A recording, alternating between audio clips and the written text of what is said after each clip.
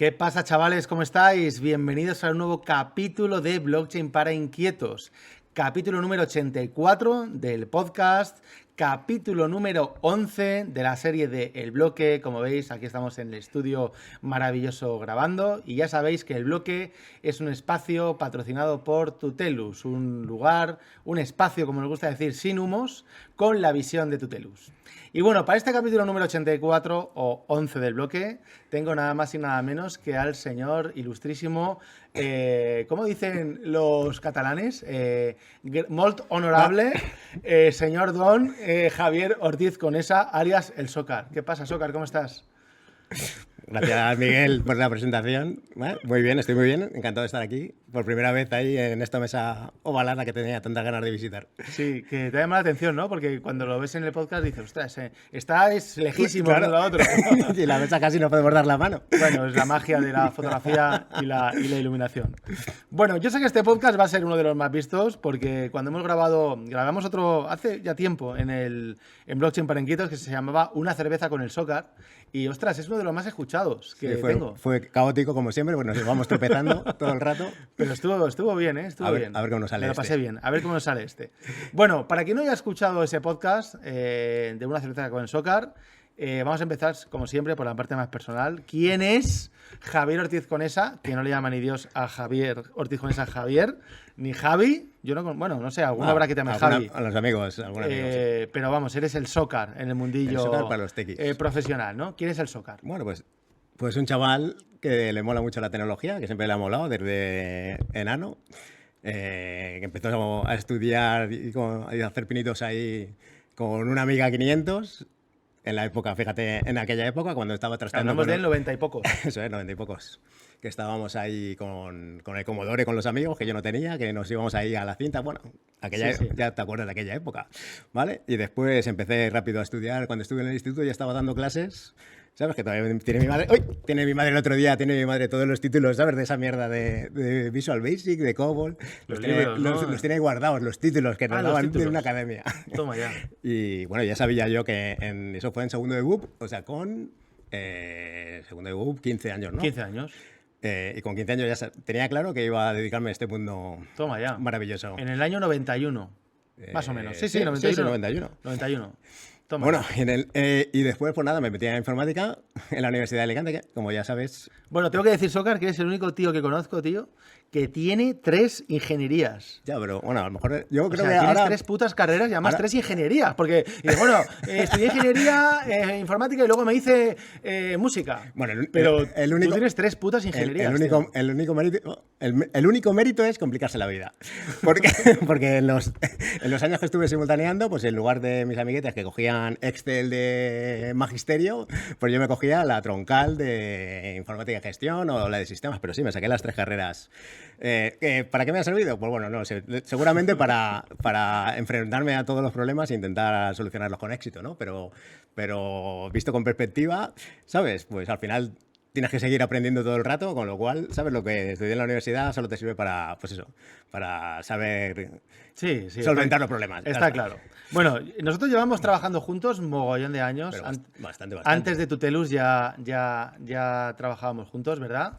Y yo recuerdo, macho, en la época esa, estamos hablando de 2005, 2006, o sea, hoy estamos en 2025, hace 20 años, ¿vale? Que, como bien recordarás, ¿no? Yo era uno de los socios de una empresa que se llama Neomedia, que intentábamos hacer cacharros. Cosas de ingeniería. Coches de ingeniería de teleco, sí. ¿vale? Antes de que existiera la tecnología Wi-Fi, luego llegó el WiMAX y toda esta mierda, ¿no?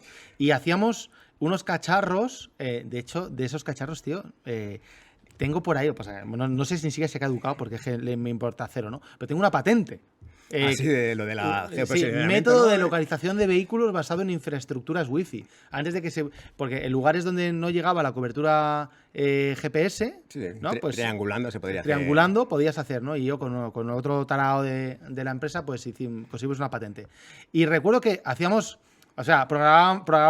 intentamos programar firmware dentro de un hardware que luego vendíamos, ¿no? Y cuando teníamos problemas de que no sabíamos resolver algunas mierdas, que estamos hablando de código básicamente binario, Bueno, ¿no? O sea, o sea, ensamblador. Hombre, ensamblador no, pero Muy bajo nivel. muy bajo nivel. Muy bajo nivel. Pues cuando había un problema que no sabíamos resolver, te llamamos a ti, tío. Pero además, Y no lo resolvías, sí, cabrón. bueno, a lo mejor soy un tío raro, ¿sabes? Si me gustan los retos y esas cosas, tampoco era tan difícil resolverlo. Y de esa época me acuerdo, tío, del proyecto este que montamos del sensor de los coches. Ese Sí, sí, que era súper chulo, tío, Sí, que sí, sí. con 2 chips magnéticos eras capaz de identificar el coche que estaba encima para Bueno, poner... eran 2 proyectos, tío, que luego hoy en día, pues yo qué sé, ha pasado tantos años que han llegado otras tecnologías. Pero, por ejemplo, conseguimos, me acuerdo que hicimos, tío, también con tu ayuda, implementar un sistema de localización de los autobuses de la CMT, el Consorcio de Transportes de Madrid, CTM, vamos, en los intercambiadores, en el intercambiador de Avenida América y en alguna cochera. Entonces, el agente del consorcio sabía dónde estaban los autobuses porque estaban localizados por tecnología nuestra. Y el otro Sí, proyecto... ahora ya estará eso más Bueno, obsoleto no sé, que la eso, hostia. fíjate. Estamos hablando del año 2005, 2006, como mucho. Sí. Y el otro proyecto fue localizar vehículos estacionados, ¿verdad? En Sí, la calle. era como si fuera un sensor de aparcamiento, igual que tienes los sensores en los parkings, el típico sensor con la luz azul, o sea, azul, verde o roja, para saber si está... Detectábamos la huella electromagnética de la base del coche, de la carrocería. Eso es, para ¿vale? saber si hay algo encima no. Pero es que lo curioso es que ese chip era capaz, o sea, lo estamos infrautilizando, era capaz de conocer hasta de qué color estaba pintado el coche. Es alucinante. Era flipante. Sí. Y luego las comunicaciones entre los sensores se hacían también de forma inalámbrica. Eso es. Y hicimos Ahí, un piloto, tío. sí, ¿Te acuerdas? sí. Hicimos un piloto que funcionaba. Que funcionaba. Solo que Tanto. llegó ya la crisis, Sí, 2007, ya 2008, eso Lehman es, Brothers, ya y tomaba por culo todo. ni Dios nos contrató y chapamos, ¿no? Pero estaba divertido. Estuvo Divertido. Esos proyectos ahí de ingeniería y de trajinar y todo eso son los divertidos. Bueno, está claro que a ti te gusta la tecnología, te gusta trastear, te gustan los retos, tú lo has dicho, ¿no? Eso es. Y quizás también por eso empezamos Tutelus. Yo recuerdo los primeros años que arrancamos Tutelus en la cueva, que era tu casa, ¿verdad? Sí, tu casa, una biblioteca. Sí, en una biblioteca pública. En la estuvimos. biblioteca, pero un montón de tiempo. Ahí Sí. en una silla de mierda, aguantando el tirón. Bueno, cuéntanos entonces, estamos hablando del año 2012-2013. Sí. ¿Qué tecnología utilizábamos en aquella época en Tutelus? Bueno, Claro que en CTO, aquella- ¿no? Cuéntanos un poquito. ¿qué hacíamos? En aquella época, bueno, yo estaba probando Spring, que era una evolución de Java en la Java virtual. Java, no JavaScript. Java. Eso es. ¿Sabes? Que bueno, lo que estaba utilizando, pues en mi última época, ¿sabes? Cuando estaba trabajando por cuenta ajena.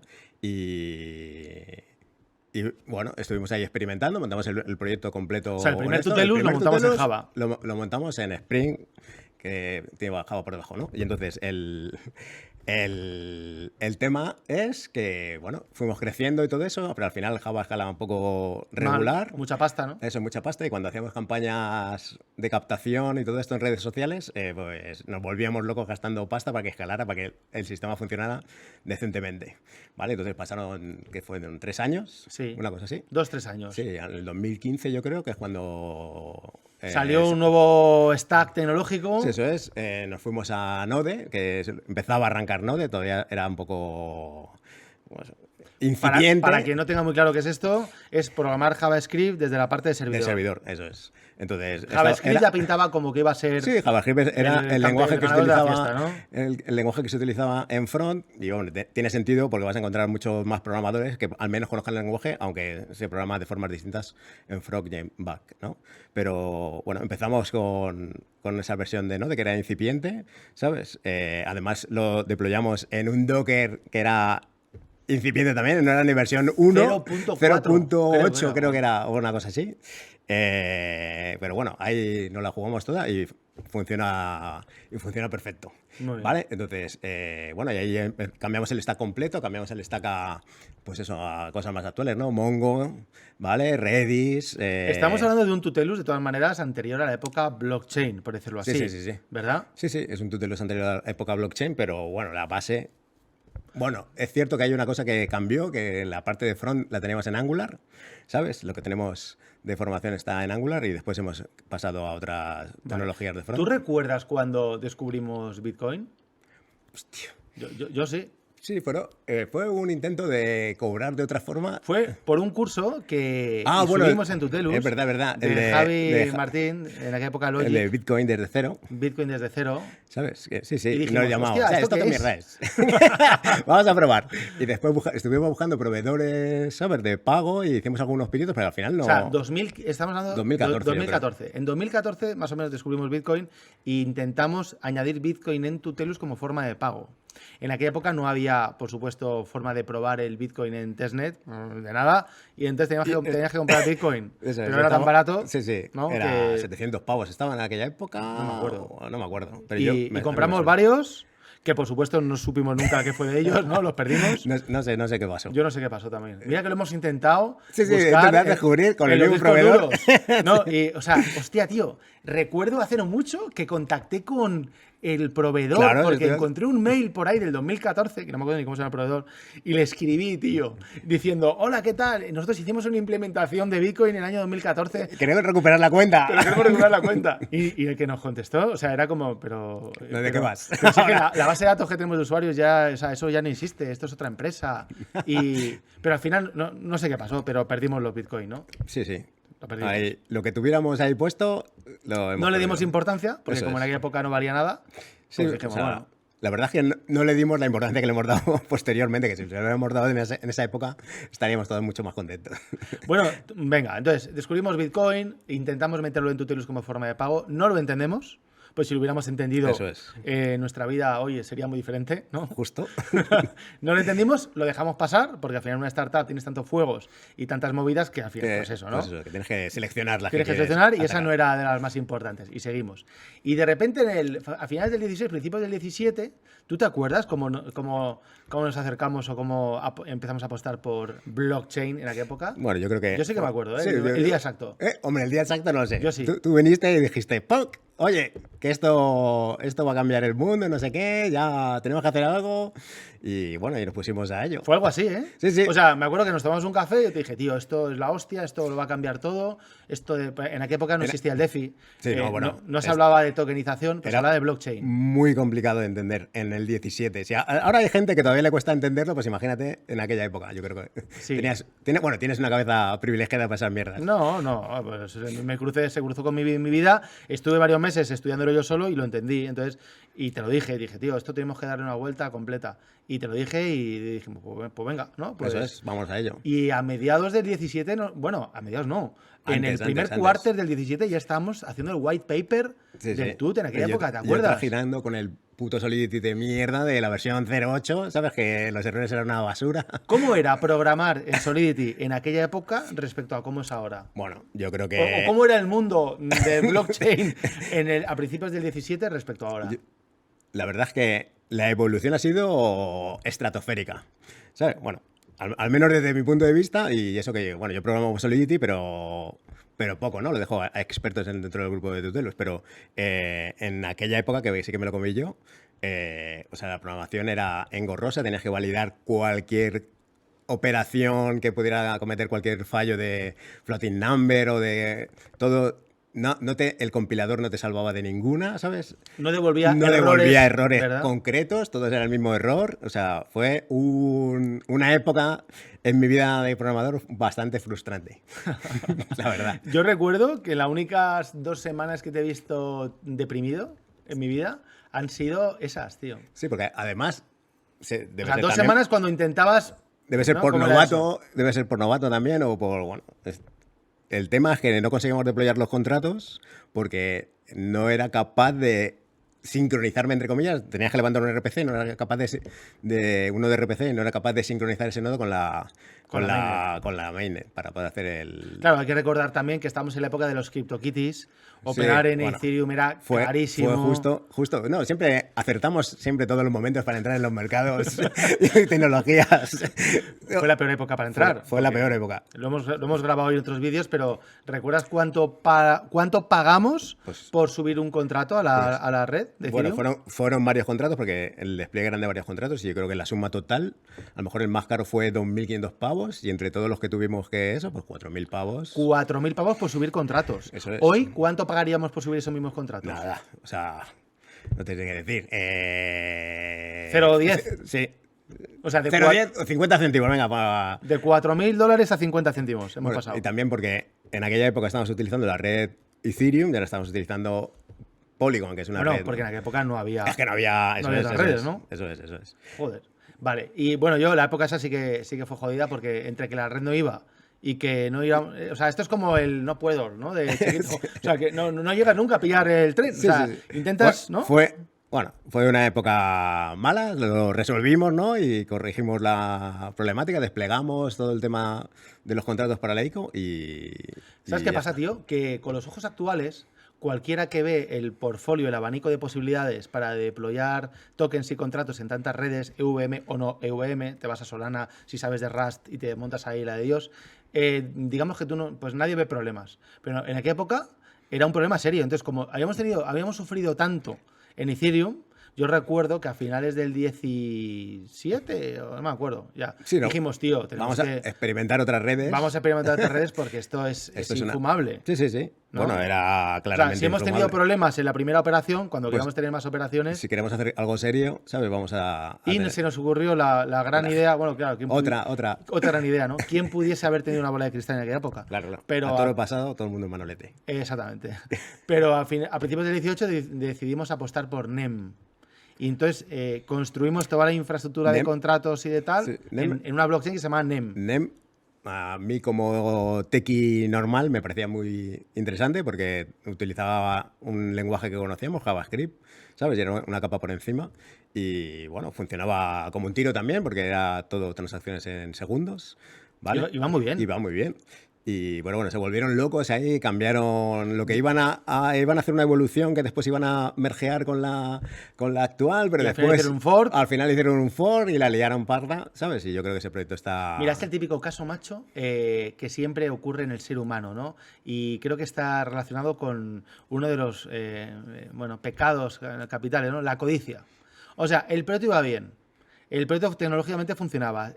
Fuimos uno de los primeros proyectos en apostar a muerte Sí. por NEM, con usuarios y tal. Tenían pasta. Tenían ¿sabes? pasta, ¿vale? Pero I want more, ¿no? Quiero más, quiero todo. Quiero llevarme el negocio institucional, quiero llevarme tal. Y entonces, en vez de mejorar la red, decidieron hacer otra red y no se dieron cuenta que fue el gran error, visto con perspectiva, Sí. ¿no? Porque al final, pues las comunidades y los usuarios se fueron diluyendo.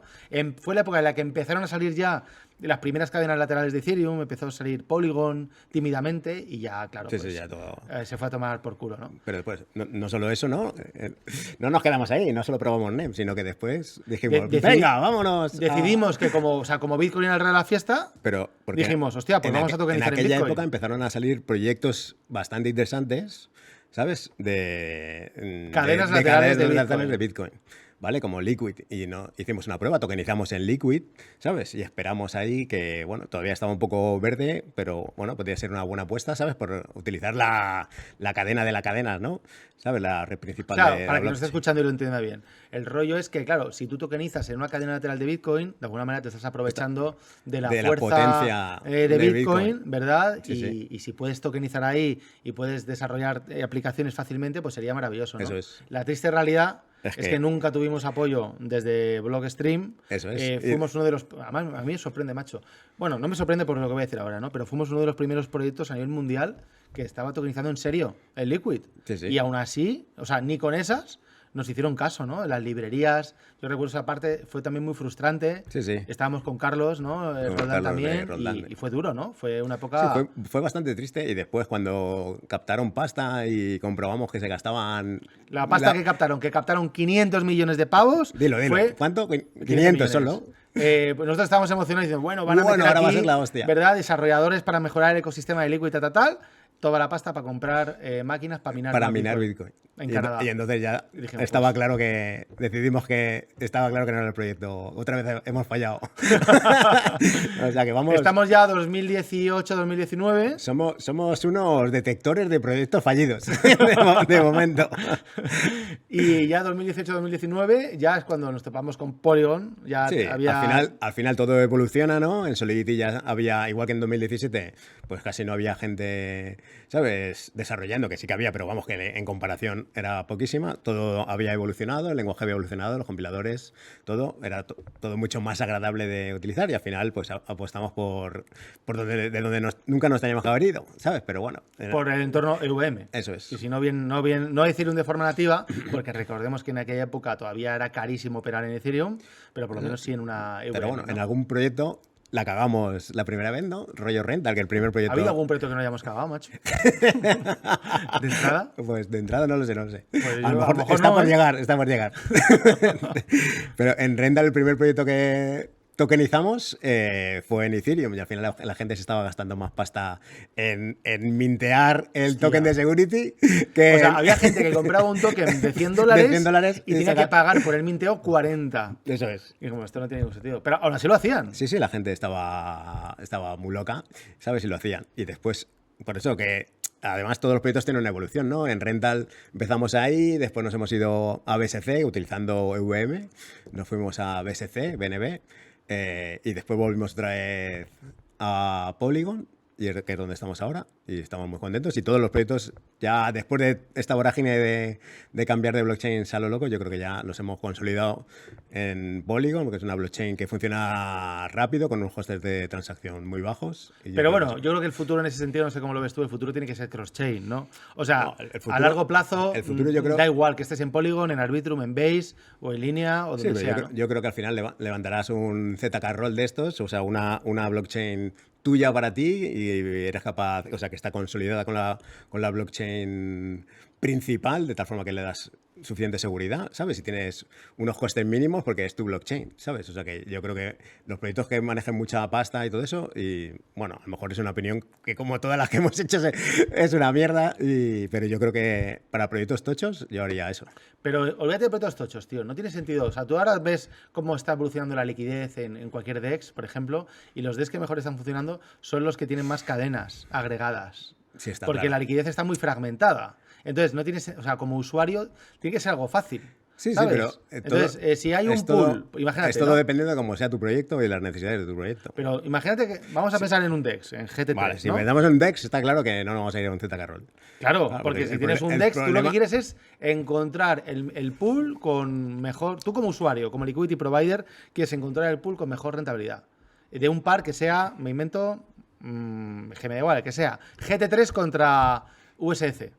Por decir uno, ¿no? Entonces, ese par puede estar en Polygon o puede estar en Base. Podría, ¿no? Sí. Entonces, hostia, pues lo suyo es tener un protocolo que te permita switchear de red muy fácilmente para aprovechar la fragmentación de la liquidez, que es inevitable y que el usuario no puede estar... Está claro. En un DEX, en ¿sabes? un DEX está claro.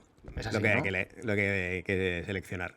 Pero bueno, Vale. habrá otros proyectos distintos. Vamos a avanzar. Vamos. Venga, yo te quiero preguntar ahora por el estado de la tecnología en Tutelus y en la Tutelus Mafia, en el ecosistema Tutelus, en la era preagéntica. ¿Vale? Preagéntica. Preagéntica. Es decir, ¿qué utilizamos? ¿Cómo ha evolucionado todo respecto al... Preagéntica. Sí, 2024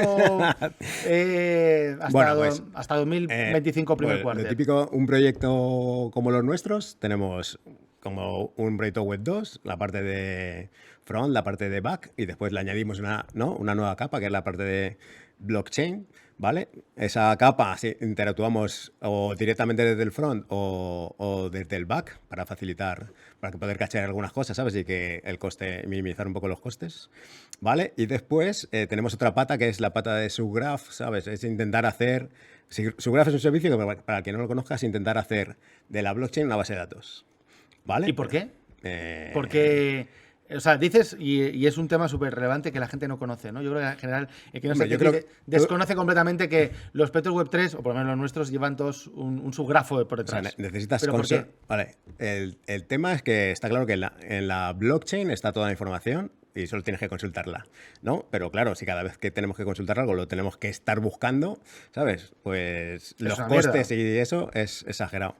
No, exagerado y que no es eficaz, ni eficiente, ni nada por el estilo, ¿no? Entonces, lo que tenemos es un servicio que se llama SubGraph, ¿vale? Que lo que hace es estar monitorizando la blockchain y, pues, cuando ocurren eventos, pues tú haces lo que consideres con ese evento. Pues imagínate que vamos a consolidar el estado de cuentas de M Caballero, ¿sabes? Del token USDT.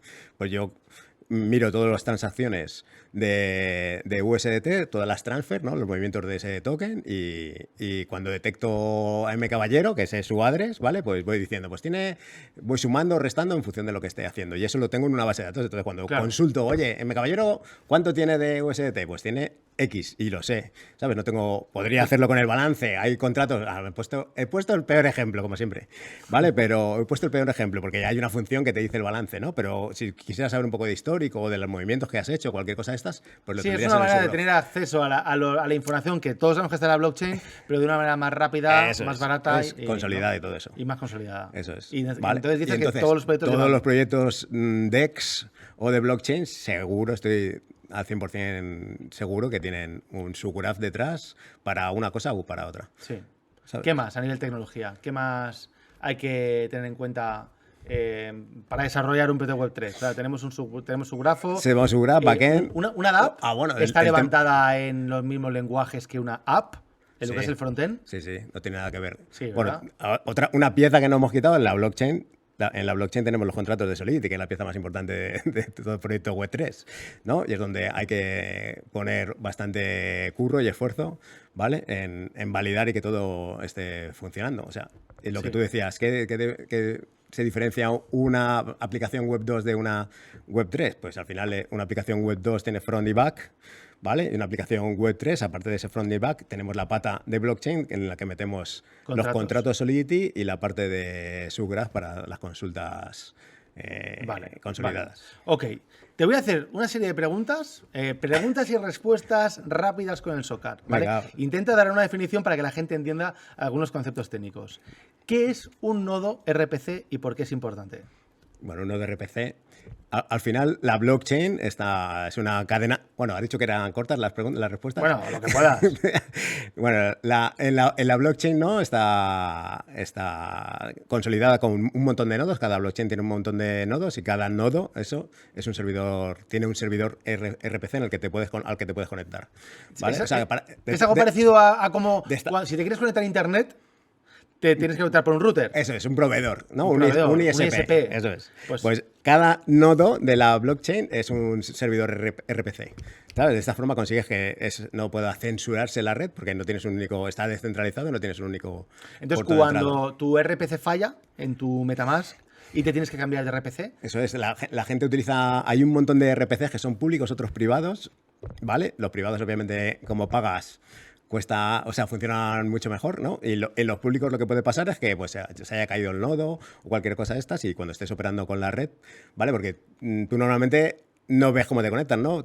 La gente se conecta por un MetaMask, pero otra vez, debajo está el nodo RPC, ¿no? Que es con el que se conecta la red y la gente no sabe con qué RPC se está conectando porque es el que viene por defecto en el MetaMask, ¿sabes? Y hay veces que falla y piensas que es... Que falla la blockchain o que falla la DApp. Falla la DApp y es el RPC. Yo te diría que en el 99% de las veces, tío, que alguien de soporte tiene una incidencia es por el RPC, ¿sabes? Pues el usuario se lo tiene que cambiar porque le falla un swap, ¿vale? Y no se da cuenta. Sí. Vale. Otra pregunta. RPCs. ¿Qué es esto del servicio de whitelisting que tienen algunos proyectos? ¿Qué proyectos tienen whitelisting y cuáles no? Bueno, al final el whitelist, ¿no? Se utiliza para evitar que cualquiera pueda entrar en algún sitio, ¿no? Evitar, vale, eso en términos generales, ¿no? Eso es whitelist. Lista blanca. En la lista blanca, ¿no? Eso, el whitelist en una red o cualquier cosa de esta. Pues en la blockchain, pues en determinados contratos, o sea, proyectos como por ejemplo Rental, que es un security, ¿sabes? Tenemos que asegurar que todo el mundo que entra en el proyecto lo conocemos, te ha pasado un KYC, ¿vale? Y entonces, posteriormente a eso... Puede interactuar con el token. Le validamos el address para que pueda interactuar con los tokens de Rental. O sea, es un servicio que ligado a security tokens para que solo ciertas billeteras puedan interactuar con ciertos tokens, ¿no? Y que si mi billetera está whitelisteada, voy a poder comprar o vender cierto token. Al final es un flag que permite o no interactuar con ciertos contratos. Vale, entendido. Otra pregunta, Tequi, por ahí. ¿Qué es esto de las account abstractions que tan de moda han estado en 2024? Bueno, pues es un tema nuevo, ¿no? Que yo creo que va a pasar al mainstream, ¿no? El tema de Web3, porque va a permitir a cualquier persona de forma fácil o sencilla tener una cuenta. Una billetera. Un address, ¿vale? Entonces, igual que ahora entras en la web y tienes que tener un MetaMask, ¿no?, instalado para conseguir, pues en el futuro, pues ya sea por passkeys o por un login social, pues vas a conseguir tu address, ¿vale?, con la que poder interactuar con el servicio. ¿Vale? Y yo creo que eso O sea, es una nueva manera, una evolución de las billeteras tradicionales. Eso es. Podemos decirlo, ¿no? Eso es una evolución para que la gente no pierda el control de sus tokens, ¿vale? Y pueda interactuar de forma sencilla con un proyecto del Web3. Vale. Venga, otra pregunta. Seguimos con estándares. Bueno, este era el estándar, sacando las abstracciones, es el famoso estándar 4337, ¿no? El RC 4337. ¿Qué es este otro estándar que se está poniendo muy de moda con la tokenización de Real Assets? El famoso RC 3643. El 3643 es el T-Rex. ¿Qué cojones es eso? Lo de los números, yo creo que no se va a acordar nunca por el número porque está con el rollo del T-Rex. En verdad lo que está añadiendo es una capa adicional, igual que en una whitelist permitimos hacer o no hacer una cosa, ¿sabes? En T-Rex mete una capa adicional de funcionalidad de tal forma que puedas bloquear a un usuario un determinado token, una cantidad de tokens, ¿vale? Y los tienes bloqueados. O sea, que puedes hacer o sea, como un ajuste fino. Un ajuste fino, ¿sabes? En el tema del whitelist, ¿sabes? O del bloqueo de fondos a gente. De tal forma que si yo qué sé, Hacienda, tú que sabes más de esto, ¿sabes? Si Hacienda hace un requerimiento en el que te tiene que bloquear los tokens por embargar o lo que sea, ¿no? Eso es, ¿sabes? Pues te pueden embargar exactamente la cantidad que ellos quieren o bloquearte o hacer lo que quieras, pero de forma más individual. Aparte de esto, añade otro tema de KYC, ¿vale? Que permite como si fuera la interacción con un proveedor de KYC remoto, que bueno, que te lo podrías montar tú o podría ser un tercero, de tal forma que tienes como el ecosistema completo para montar un proyecto de securities correctamente. Vale. Bueno, interesante, ¿no? Preguntas y respuestas TX, que más de uno seguro que le hemos regalado algún O no. O no. Bueno, te he hecho la gran pregunta anterior, ¿no? Era que nos hablaras un poco de la tecnología en la era preagéntica. ¿Qué es esto de preagéntica, postagéntica? ¿Dónde estamos? Porque yo llevo trabajando contigo unos 20 años y no te he visto tan loco y tan engolfado y tan radical como los últimos 2 meses. Bueno, ¿qué ha pasado? ¿Qué ha pasado? Bueno, pues... Además, 2 meses, ¿eh? Sí, 2 meses. Literal, o sea, literal, hasta hace 3 meses tú eras el Sócar de siempre. Desde el 23 de mayo del 2025. Ha sido eso. Desde el 23 o sea, menos de 2 meses. Claro, menos o sea, la movida es que había un Sócar preagéntico y de repente hace menos de 2 meses te ha vuelto loco. Entonces, ¿por qué? Bueno, yo creo que como todos los desarrolladores, ¿no? Hemos utilizado los agentes ChatGPT, Cloud, todo. Hemos experimentado porque si te pueden ayudar para hacer tu trabajo, todo el mundo... O sea, tú no has sido un escéptico de la Eso IA. es, yo no he sido un escéptico. Nunca has sido un escéptico. Nunca he sido un escéptico. Has trabajado... Tú llevas con Cursor o con agentes... O sea, yo Copilot, ¿no? Cursor no sé si lo utilizo desde que salió o un poco después. Pero con Copilot, por ejemplo, fue lo primero que estuve contratando. Y bueno, o sea que yo lo he utilizado. Bien, siempre eso es. Pero el tema es que ha habido una evolución, ¿no? En los proveedores, ¿no? de LLMs, de tal forma que lo que antes necesitaba mucho explicar o contar para que te hiciera una cosa, pues ya no te hace falta. El tema es que Cloud, Anthropic ha hecho una evolución, que bueno, han hecho el resto también, pero yo creo que la pionera fue los de Cloud con su LLM Sonnet, que es la versión 4 creo, ¿vale? Y con ese agente, que es de razonamiento, es capaz de que cuando tú le pides una cosa en un proyecto que está bien estructurado, ¿sabes? Si lo tienes todo más o menos bien documentado, es capaz de meter de funcionalidad sin hacer nada. Macho, en cristiano. ¿Qué cojones ocurrió? Porque esto es como, me acuerdo, esto es como Skynet, ¿no? O sea, que en mi mente está, no sé qué día era la peli, pero un día de agosto, no sé qué año, ¿no? Cuando Skynet toma conciencia. ¿Qué cojones pasó el 23 de mayo del 25 pues para que tu mente cambie radical? Mira, el 23 de mayo del 25 teníamos una hackathon en Classic Manager que nos fuimos... un proyecto que estamos desarrollando, ¿no? Eso es. Nos fuimos 4 a una casa rural. Era un proyecto en el que no había tocado una línea de código, ¿vale? Porque bueno, yo estaba de soporte para alinear la parte de contratos de Solidity con la parte de backend del chico que estaba utilizando ¿vale? Sí. Estaba programando, ¿vale? Entonces, en ese mismo momento salió el Cloud 4, y yo estaba utilizando Cursor, me bajé el proyecto, ¿sabes? Y en ese fin de semana metí 16.000 líneas de código en un proyecto que ni siquiera había tocado, ¿vale? Entonces, ¡ah! ¿Qué coño ha pasado? ¿Sabes? O sea, hemos pasado de una semana antes tener que explicarle con tanto detalle que era casi más desesperante y preferías hacerlo tú y solo lo utilizabas para problemas, resolución de problemas y bugs, que eso siempre ha funcionado increíble, ¿vale?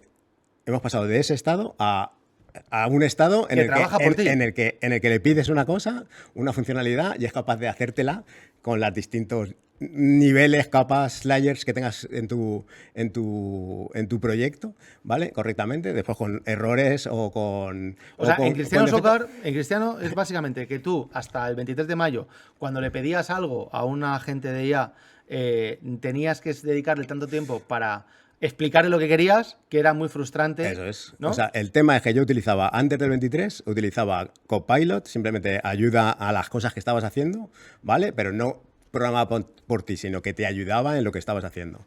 ¿Vale? Y la resolución... Ese fin de semana tomas la decisión, primera vez en tu vida, de no tirar líneas de código, ¿verdad? No escribir, sino supervisarlas. Sino mirar. Eso es, mirar el trabajo de otro. Sí, sí. Y de repente te das cuenta que funciona como el mejor programador del mundo. Y dices, hostia, el tema que he tirado 16.000 líneas de código, pero realmente no he tecleado ninguna. He estado mirando. Sí, sí. El tema es que, claro, para que todo funcione correctamente, ¿sabes? Hay unos requisitos, ¿vale? Entonces, en proyectos nuevos, súper bien estructurados y documentados mínimamente para que la IA pueda darle caña, funciona perfectamente, ¿sabes? En los proyectos antiguos pues tienes que remodelar, documentar, ¿vale?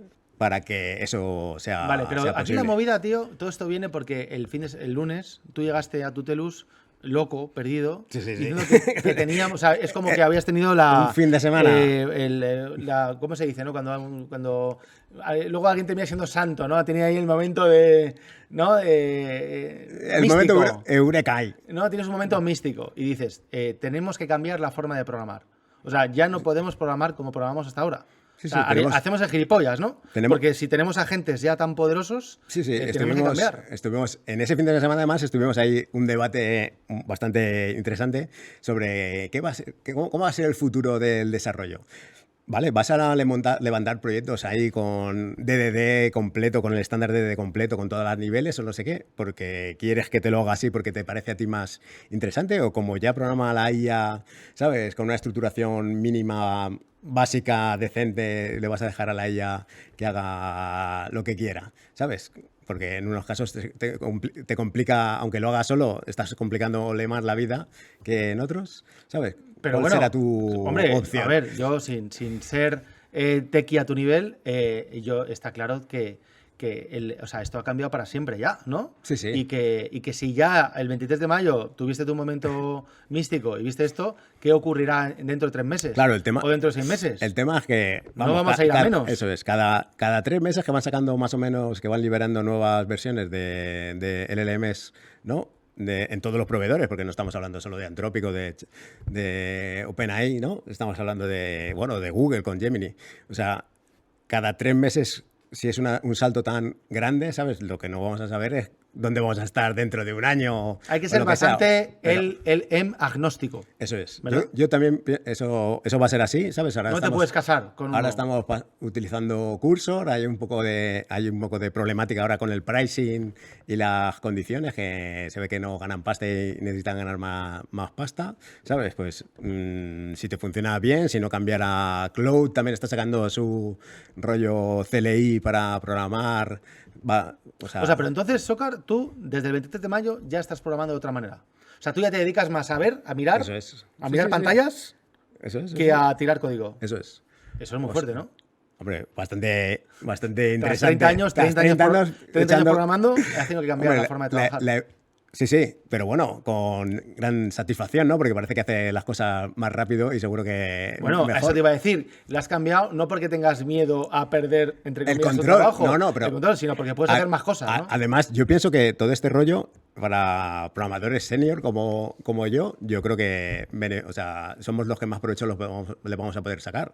Porque a un junior, ¿sabes? Lo que él diga, no, o sea, un junior no es capaz de validar que lo que ha codificado la inteligencia artificial está bien o está mal, o te penalizan, lo que ha hecho por un lado te está penalizando por otro, ¿sabes? Porque hay muchas veces que haces sugerencias, ¿no? A la vez te decía, el usuario ha hecho un comentario muy interesante, vamos a no sé qué, ¿sabes? O sea, que hay que mirar el código, o sea, estás supervisando el código. Supervisar el código significa que te tienes que mirar lo que está haciendo y validar, entre comillas, si lo está haciendo. Oye, yo entonces una pregunta al respecto. Si mañana tuvieras que contratar otro desarrollador, ya tendrías que analizar otras capacidades, ¿no? Hombre, no podrías validarle solo por desde luego la calidad del código que tira, sino ya más cómo es capaz de supervisar, ¿no? El trabajo agéntico. Sí, eso es.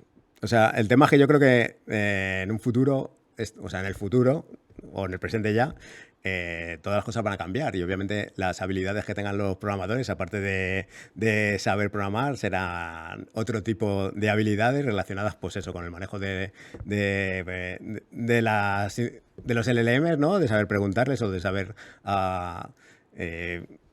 hacer cosas con ellos antes de... Además de saber programar o... A mí me gusta mucho ahí el caso de Robert, del equipo, ¿no? Que es como tú, el que más... Yo creo que es el que más tiempo le dedica a investigar, ¿no?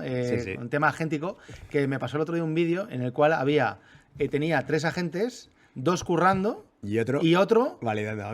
supervisando el trabajo de los demás, ¿no? Y él por encima, ya como aquí, ¿no? Con el aburrido. Pero eso es la hostia. O sea, conceptualmente hablando, es la hostia.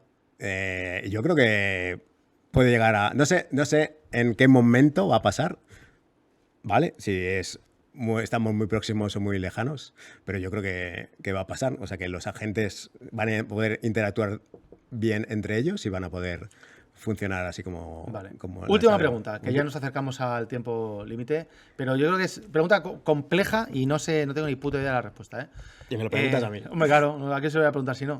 Pero los agentes y toda la industria agéntica ¿va a entrar también en Solidity y en Web3? ¿O este mundo es mucho más complicado? O sea, ¿cómo lo ves? En la parte de programación ya Guille los está utilizando, ¿sabes? Para completar test, por ejemplo, que es una de las tareas más rutinarias, más odiadas por la mayoría de programadores y parece que con éxito, ¿sabes? Porque yo creo que si los hace bien, ¿sabes? En programación normal, ¿sabes? Con JavaScript o con cualquier otro lenguaje, que porque no lo va a hacer en Solidity, es un lenguaje de programación como otro cualquiera, aunque se validan o se testean las cosas de otra forma, ¿sabes? El tema de...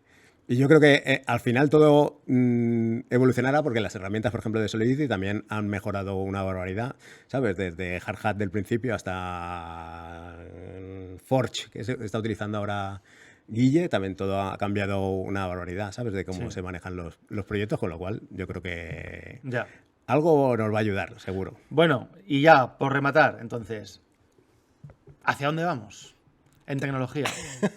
¿Hacia dónde vamos? Esa es una buena pregunta. Yo espero... Vamos a ir cambiando de tecnología. Yo creo que sobre todo en la parte de blockchain, en Solidity, por ejemplo, ahora en SUGRAPH me está pegando estos últimos días con una cosa que he descubierto que se llama Firehose, que es una mierda, ¿sabes? Que lo único que hace es consolidar la blockchain en el disco duro de tal forma que se streamea, ¿vale? O sea, que se consolida y se streamea de tal forma que no tienes que estar consultando constantemente a los RPCs, con lo cual estarías ahorrando pasta. Y me parece curioso que es un servicio que además he estado mirando cómo montarlo de manera autónoma, ¿sabes? Y que tiene un coste bastante ridículo. Si es más o menos asumible para nosotros, imagínate para una empresa como... un proveedor rollo Alchemy o rollo, ¿sabes? Y no lo tienen en su catálogo. ¿Por qué? Porque seguramente les interesa más que sigas pagando por los RPCs de consulta top. Ahí va a haber evolución, ¿no? En los temas de infra. En los temas de infra tiene que haber evolución. Yo veo, o sea, yo veo evolución en dos grandes partes y luego te hago la pregunta final y ya terminamos, ¿no? O sea, veo evolución en la infra, porque todavía, como tú dices, está en manos de muy pocos y han pasado muy pocos años desde que existe esto, entonces es normal que vaya a haber evolución. Creo que también va a haber evolución inevitable en toda la parte de front, hacia modelos más aparentemente Web 2, ¿no? Creo que soluciones como Human Wallet pues van a ayudar mucho, ¿no?, a esto, porque al final el usuario no tiene que saber, por supuesto, ni de nodos RPCs, ni de redes, ni de nada, tío. El usuario tiene que usar una aplicación. Como cuando utilizas el email que no sabes si el protocolo es SMTP por debajo. Estamos todavía en la época esa de que tenemos que cambiarnos el RPC, macho, como si tuvieras que cambiarte la... ¿Te acuerdas, no?, de cuando teníamos que acceder a los routers de casa, a la 192, ¿cómo era? 192, 168, 01, ¿no? 00 con el router y root y tal.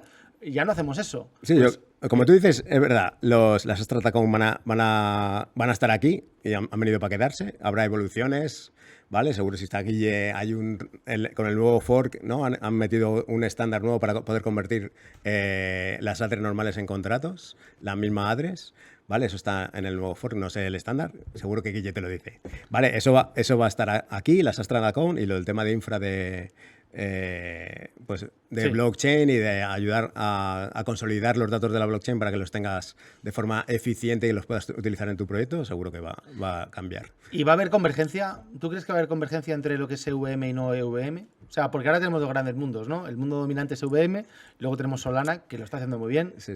Pero es otra infra completamente distinta, ¿no? No tiene nada que ver. Yo creo que esa pata va a ser complicada. Pero ya hay billeteras. A nivel de billeteras, Phantom, pues tienes Solana y tienes EVM. Lo que pasa es que... Joder, a nivel de proyectos será más complejo, claro, ¿no? A nivel de proyectos, ¿qué proyectos tienen sentido de que estén en muchas redes? Sobre todo en redes tan distintas, ¿no? Eso es. Un Solana con Rust. Un DEX puede tener sentido, pero un proyecto de un juego, o yo que sé, a rental, o un proyecto que lo único que quiere es dar una funcionalidad, ¿sabes?, adicional, que no saca provecho de estar en redes, yo creo que eso no tiene ningún tipo de sentido. Bueno, veremos qué nos depara el futuro, ¿no? A ver dónde la cagamos la próxima vez. A ver dónde la cagamos la próxima vez, eso me ha gustado. Y volveremos a hablar en formato video podcast dentro de un tiempo y que nos cuentes novedades. Muy bien. ¿Te parece? Me parece estupendo. Bueno, Sócar, muchas gracias por haber venido al podcast. Muchas gracias a ti por invitarme. Y a todos vosotros, gracias por haber llegado hasta aquí y nos vemos en el siguiente podcast.